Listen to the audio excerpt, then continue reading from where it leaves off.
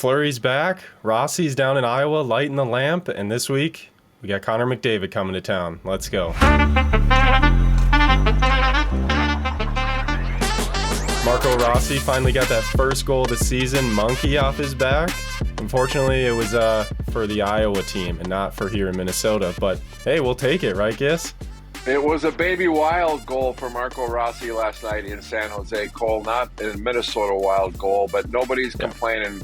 This is exactly the reason they sent Rossi, just turning 21, to the minors after 18 games up with the big club. And you know what? Quite frankly, they didn't even hide the fact. They said he needs to be confident. He needs to go be playing. He needs to be involved in the action, and he needs to be what he did best last night, facilitating. He scored a goal and added 2 assists in the first 20 minutes of the hockey game. I'm not talking 3 periods, in the first period, Marco Rossi. Yeah. So message sent. He came out of the gates like he was shot out of a cannon last night for the baby Wild. And so far, getting Marco Rossi some seasoning is underway. Yeah, we love to see it, right? And he had, one of the things we realized, like being up here, maybe this is part of his confidence, is that he really has not had a lot of shots on goal. And I know defenders don't necessarily shoot that many, but he has been always thinking he's got to make a pass. He's got to do something. In the 18 games that he's been up, he's only had 11 shots on goal while he was up at the NHL. And last night he had 2 shots alone. So that's maybe something they want him to go down and work on. What'd you think? And scored on one of them. You know, I've been thinking long and hard about this, and I've had the benefit of watching Marco for 53 games last year pretty intently in the American Hockey League when he was full-time in Iowa Wild.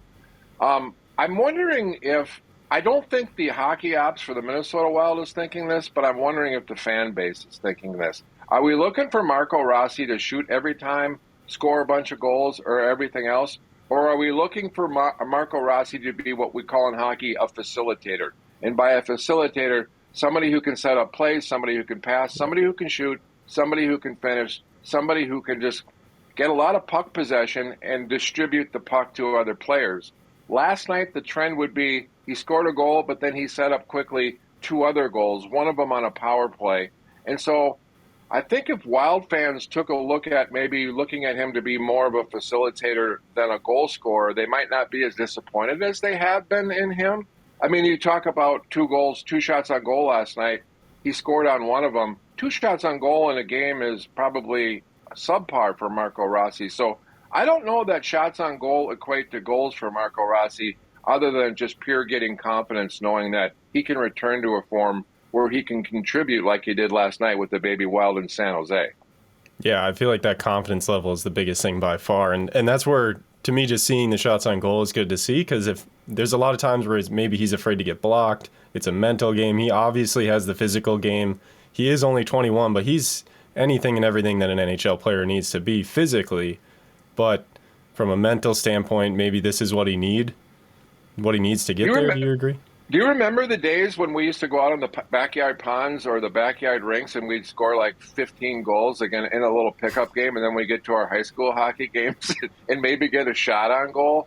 Right. This is the maturation point that they're looking for. I mean, Marco Rossi needs to be the guy again. He got up here and he was integrated into National Hockey League level. And he found out how quickly things happen up here and how you can't dangle like you did on the backyard rink.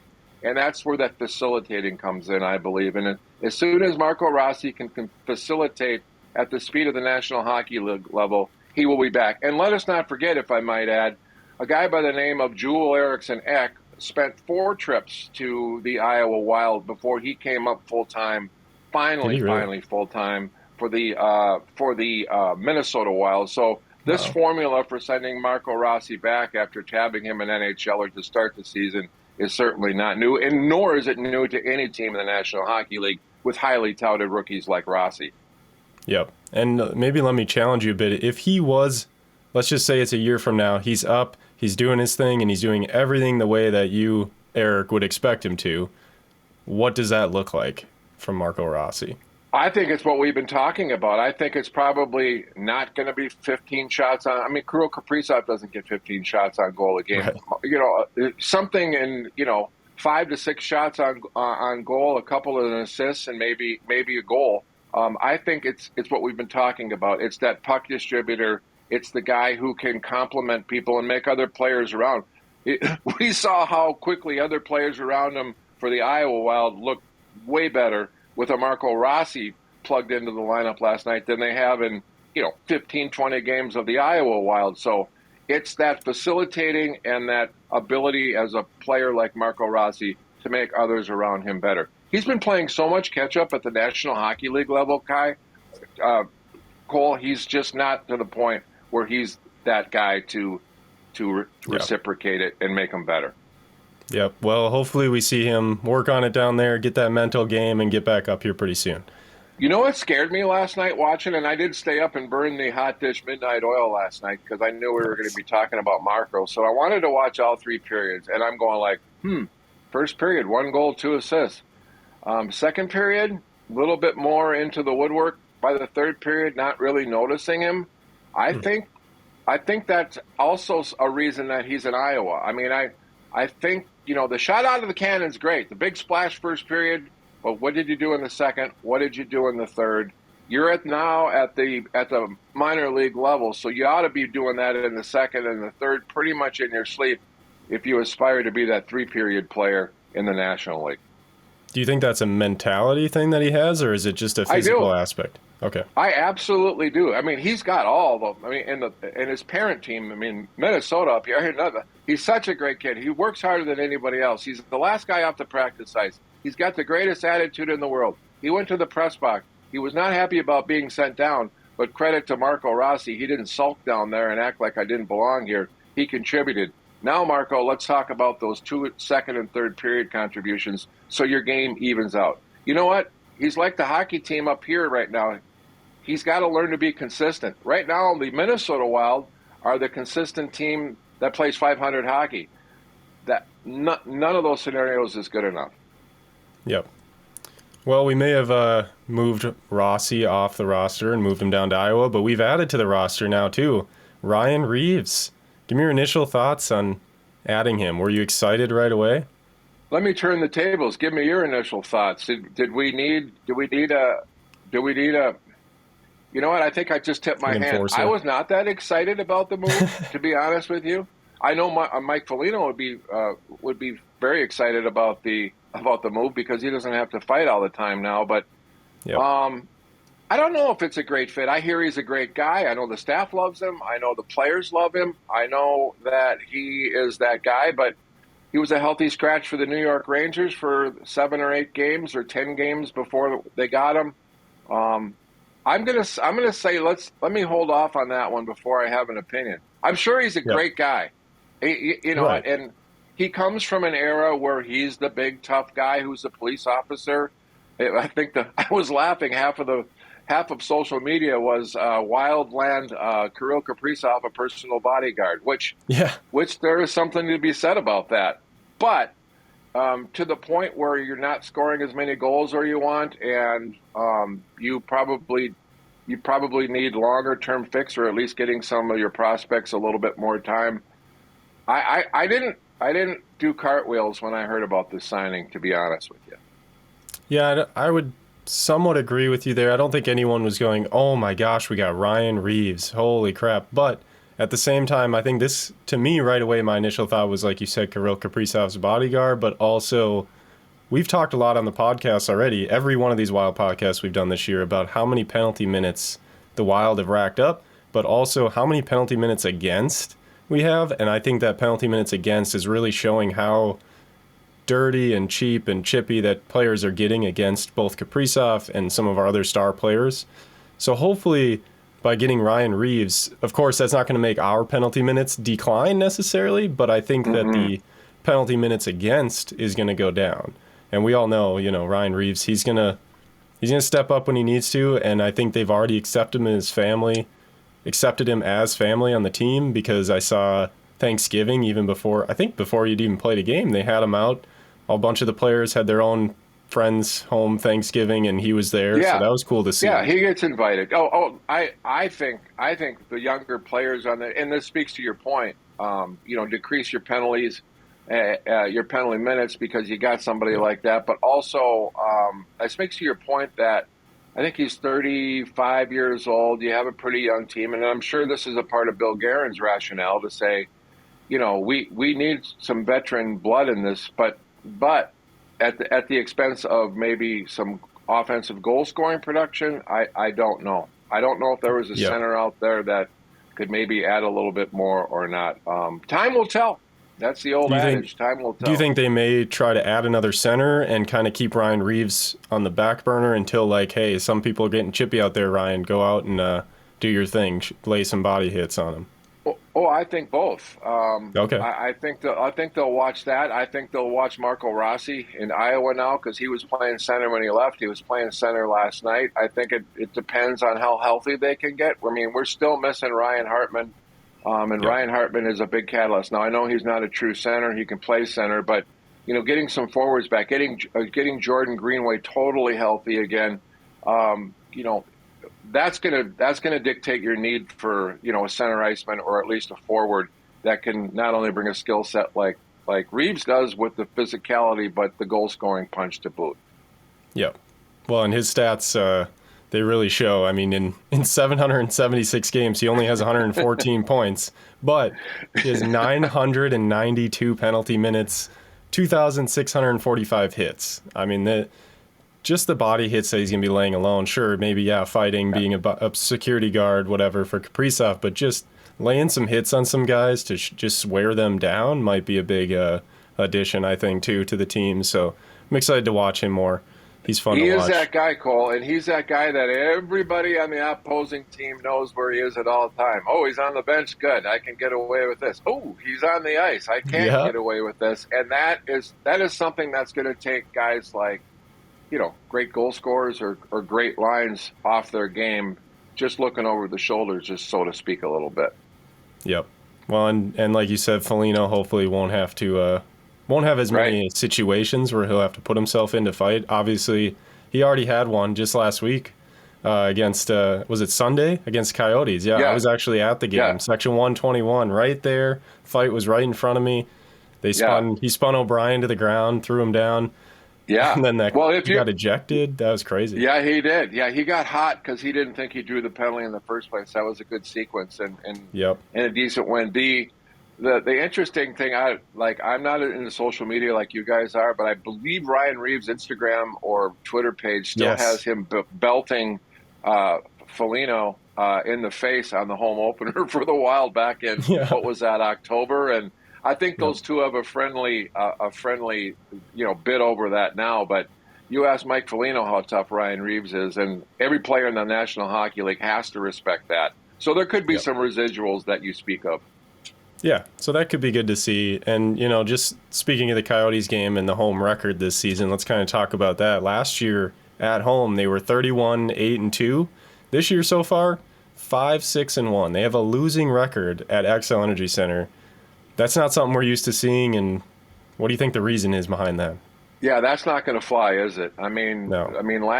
And by the way, maybe Minnesota fans got a little spoiled last year with that inflated record of what was it, 31-8-2 at home. Yeah. I don't think you duplicate that every season, but you sure as heck better be closer to, above 500 than where they're at now.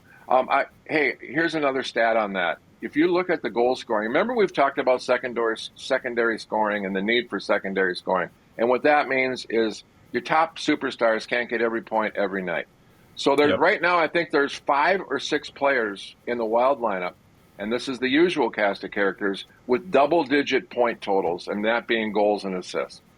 If that's 5, and you're a hockey team that's, cap-strapped and still living in the banes of Kevin Fiala's goal scoring, point production being gone.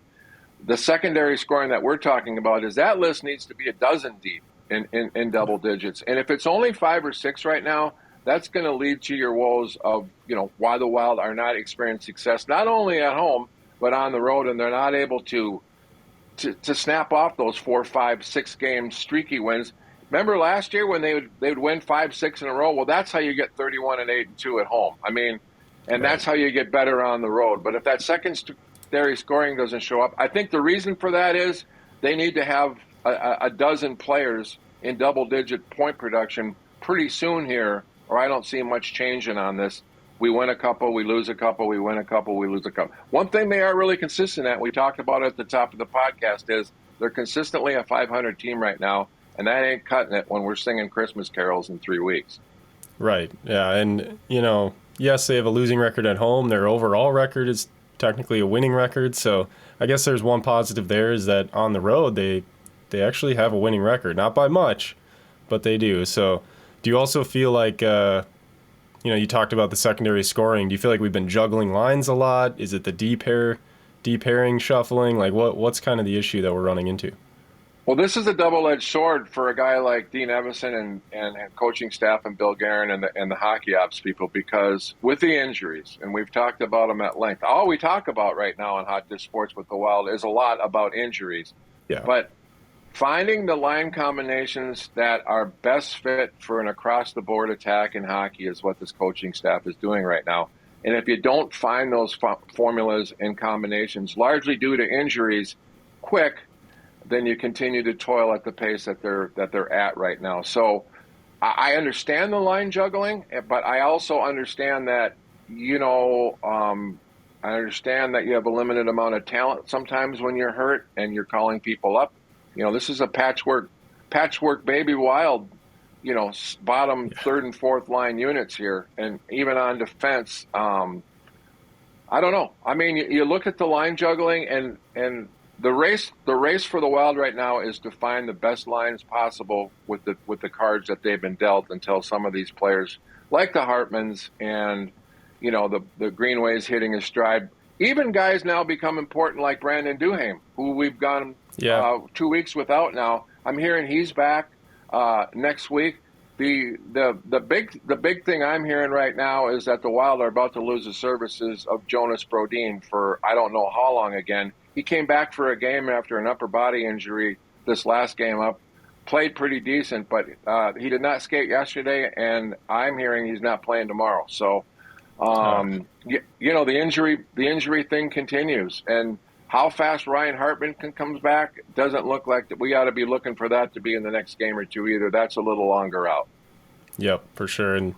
And having those guys out also has really impacted the power play. I feel like our power play, the front line of the power play has been pretty, they've been decent, not as good as we expect, but also the secondary power play has been super slow. Would you agree? As soon as that first line gets off, we're kind of in a pickle, I feel like. Well, yeah, I don't know if it's a pickle, but let's just face it, your expectations go down. The power play unit number one is off. Here comes the second. What do we got? And again, I mean, we're talking line juggling. We're talking about just overall depth in a roster that has changed and now been pretty decimated by injuries. So it's finding the right players. I mean, it really is finding the right players. I have every bit of confidence in the coaching staff and the hockey ops that they're doing the best job that they can, and that they will enjoy people getting healthy again and continue to look around and see who might be available to fill some gaps here with the limited cap space that they have remaining. Yep. And who would you say, with players out, we're looking for spark plug kind of players. Who would you say some of the spark plugs were last year compared to this year? Well, I mean, I think if you look at Jordan Greenway, I think if you look at Freddie Gaudreau, I think if you look at, Brodin had points last year. One of the biggest question marks on the team right now in terms of point production and overall play is a veteran defenseman by the name of Matt Dumba. Matt Dumba plays a high-energy game. He plays an exciting game, but I don't see the Matt Dumba of last year that we've seen this year at anywhere close. And I don't know if that's a confidence factor or if Matt is hurt, but he's a dynamic hockey player, but he's a little afraid to get outside of the bubble right now because things haven't been going well for him in some areas of his game. And when you get that, you shell up a little bit now. You just take a look at, remember we've talked about the dozen players who had career seasons last year, like some of the players we just talked about. They're not having it. It's continuing to be the Zuccarellos, the Kaprizovs, the Boldies. Kalen Addison is your highest point total defenseman, I think, with 11 or 12 points, a goal and 11 assists. He's the only defenseman in double digits. Where are those secondary points going to come from? How fast can they come? And when they do, I think you're going to see a much different dynamic in terms of wins and losses. Yeah. Do you have you think the captain, Spurgeon, has he been a little bit of a spark plug, or has he been slow compared to last year? I know he leads the team in plus 11, I think, but... Yeah, he's steady. I mean, he's the captain. He's the ultimate captain. I mean, there's alternate captains, but he's the ultimate captain. And Spurge is Spurge. Spurge is so good, and Spurge is so hockey IQ, and Spurge leads in ways that I can guarantee you nobody talks about on and off the ice. He's, just a consistent Jared Spurgeon is just fine for this Minnesota Wild team. I don't think he needs to be Superman or a superhero out there. I'm not disappointed in his season at all. Yep. Well, speaking of team spark plugs, is that even the right term to use for guys like Connor McDavid and Draisaitl? Oh. My God. I think they call those guys franchise guys, but they're coming to town, and I know you're a big oil can guy, and as am I. And I love the Edmonton Oilers game up front where they just lock and load and go north and south, and they've got other problems. I mean, we're not going to crown them Stanley Cup champs. They've got, arguably CMD and Draisaitl are the best 1-2 punch in hockey for sure. They're just an exciting team to watch, and the Wild will have their handful with them. And I don't know. I mean, if you think about that and another team coming in, Anaheim's not bad either. They're another one of those. They got a bunch of young draft picks. They fly around the hockey rink and make plays. So back-to-back here to end up a 7-game road trip that I don't know. They got to run the table, I think, to get above, a couple games above 500 for a 7-game road stand here. And Oilers and Anaheim will be formidable opponents. And why do you like the Oilers so much, by the way? Because you're talking about going to the game tomorrow. You're talking about going the next time they come. Right. What's your draw to the Oilers? Why are we excited when we talk about the Oilers? CMD? 100%. It's Connor McDavid. I've seen him in person one time, actually in Anaheim. I was at a Ducks game against the Oilers out in Anaheim, and just watching Connor McDavid, I love watching Kaprizov. Don't get me wrong. He's my next favorite player to watch on the ice. But when you watch Connor McDavid play, it's like if you took one of the guys from the Wild and stuck him into the single-A high school hockey tournament. That's how it feels like you watch him against other NHL players, and he's just... I don't cheer for the Oilers, but when I watch the game, I keep my eye on Connor McDavid, his entire shift that he's out there. If I ever do watch an Oilers game, when I was in Anaheim, I don't even remember watching any other players. I mean, Hocus pocus? Yeah, you just put your eye on him, and you're like, how long is he on the ice? Oh, my goodness. Where did he just come from? How did he get around that guy? Absolutely the best player that I've ever seen play in person, and if I can get back while he's here in Minnesota and see him again, I feel like I've got to do it. Hopefully we still win, though, of course. But you have to do that just for the sheer appreciation of his game. And speaking of McDavid real quick, just a flashback to Jonas Brodin and his re-injury here and not playing tomorrow. Jonas Brodin is probably top 3 matchup defenseman against a guy like Connor McDavid, and because of his lateral speed and because of his gap and because of his skating abilities. So keep an eye on that tomorrow. With no Jonas Brodin in the lineup, Connor McDavid might have some more open range than he can generate even with a Jonas Brodin on the ice. Yes. Hopefully we shut him down. I'd be happy to see us shut him down. Hopefully we get to see Connor McDavid put some absolute moves on some guys, but yet Fluery closes the door and keeps it shut. So let's plan on that. But or the old adage, we're never going to shut him down. Let's just limit him. Yes, let's limit Connor McDavid and Draisaitl as much as we can. But anyway, hopefully you guys watch the game tomorrow. We'll be talking about it next week. Thanks for tuning in. Please like, subscribe, comment below. We'll make sure to answer your questions on the next episode, and follow us anywhere that you see Hot Dish Sports.